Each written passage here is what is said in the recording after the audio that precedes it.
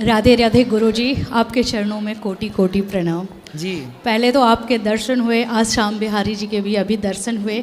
हमारा वृंदावन आना सफल हो गया, क्योंकि पिछले 3 दिन से हम बहुत परेशान चल रहे थे, बिहारी जी के दर्शन नहीं हो पा रहे थे। मथुरा शुक्रवार फ्राइडे को आए और मैं आपके कथा को पिछले 2 सालों से सुनती भी आई हूँ और आपको मैं बहुत ज़्यादा मानती भी हूँ। मैं धर्म के कर्मों में भी रहती हूँ, मैं भगवान से कुछ नहीं मांगती हूँ। आज भी बिहारी जी से यही मांगा, मेरे हाथों कुछ गलत नहीं करवाना, कुछ हो सके तो करवा देना, अच्छा करवाना, गलत नहीं। जो हो सकता है वो करती हूँ अच्छा।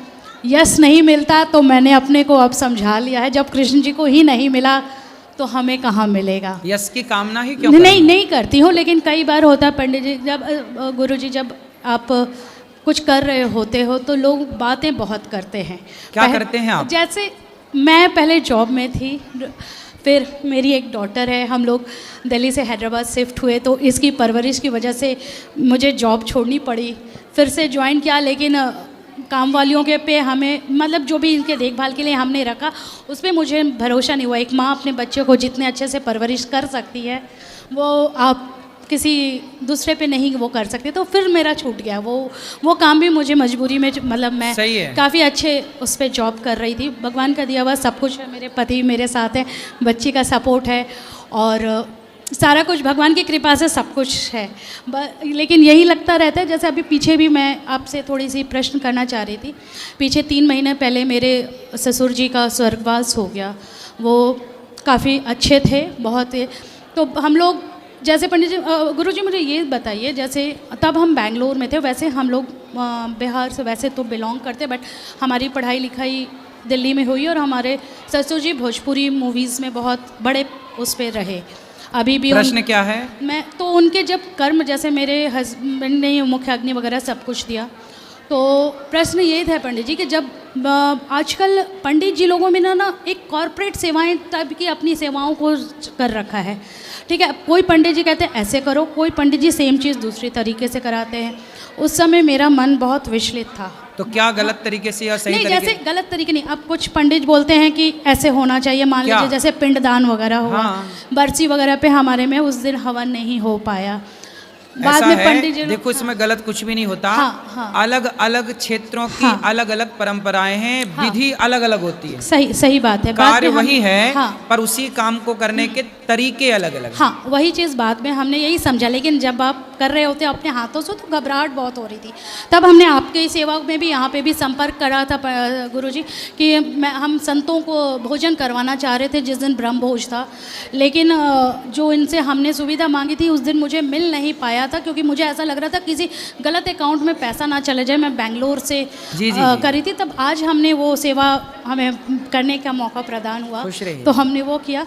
और एक बात और है पंडित जी, जैसे गुरुजी आपकी जो भी मैं देखती हूँ, हर माँ ये बोलती है, बहुएं आती हैं एडजस्ट नहीं करती हैं, लेकिन मैं उन माताओं से भी यही रिक्वेस्ट करूँगी, वो भी अपना पूरा संसार छोड़ के आती है, हर बचपन, हर चीज़, हर सपने, लेकिन उनको आज भी वो दर्जा, कई फैमिली हैं, परिवार है जिसमें नहीं मिल पाता है। पर बहू को आज भी वो चीज़ बहुत बाद में मिलता है, जिसकी वजह भी एक बहुत बड़ी वजह बनती जा रही है समाज में कि बहू में, जो अभी आपने जैसा चर्चा किया ना, तलाक, ये वो कई सारी चैलेंज। अब हम लोगों को भी जो जब जॉब में रहते हैं तो चैलेंज हो जाता है, छोड़ के आना पड़ता है अपने पर।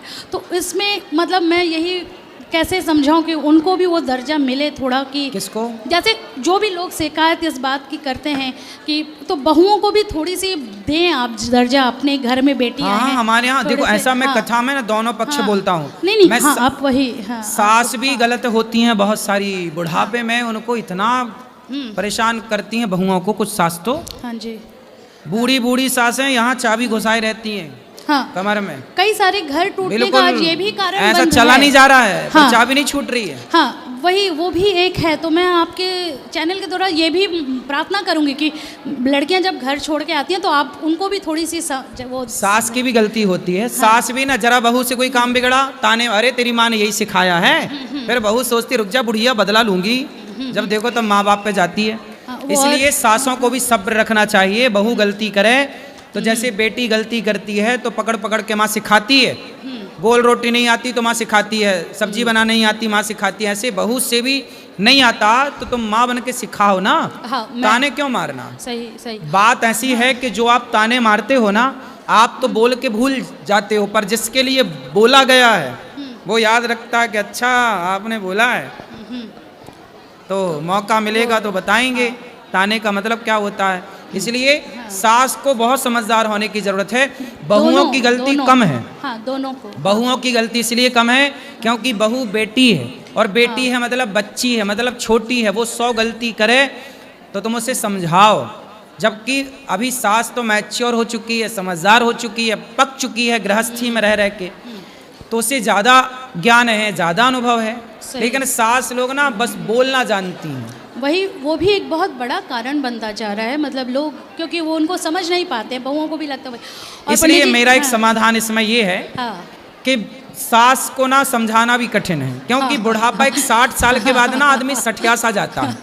सही है ना, तो उनको समझाना भी संभव नहीं। इसलिए क्या करना चाहिए, हम लोगों को चुप रहना चाहिए, सही, जवाब नहीं देना चाहिए। समाधान मैंने ये सीखा है कि बड़ों को जवाब मत दो, क्योंकि जवाब देने से बात बिगड़ती है। सही बात वो है। कहने दो, क्योंकि बूढ़े हैं, बूढ़ों का काम होता है बोलना। हाँ। उनको लगता है कि हम ज़्यादा समझदार हैं। हाँ, और बाकी एक और ये है, रिक्वेस्ट है, अगर आपके माध्यम से हो सके तो, जैसे बांकी बिहारी मंदिर जी में अभी हम लोग आए तो वहाँ थोड़ी सी व्हील चेयर वगैरह की थोड़ी सुविधाएं थोड़ी बुजुर्गों के लिए अलग से कर अभी वहाँ पे ना कॉरिडोर बनेगा तब हाँ, ये व्यवस्थाएं होंगी। हाँ, क्योंकि वो अभी छोटी जगह है और भीड़ ज़्यादा है। हाँ, वही सुनने में आया है कि कॉरिडोर वगैरह बन रहा है, बनेगा तो सब अच्छा होगा। सब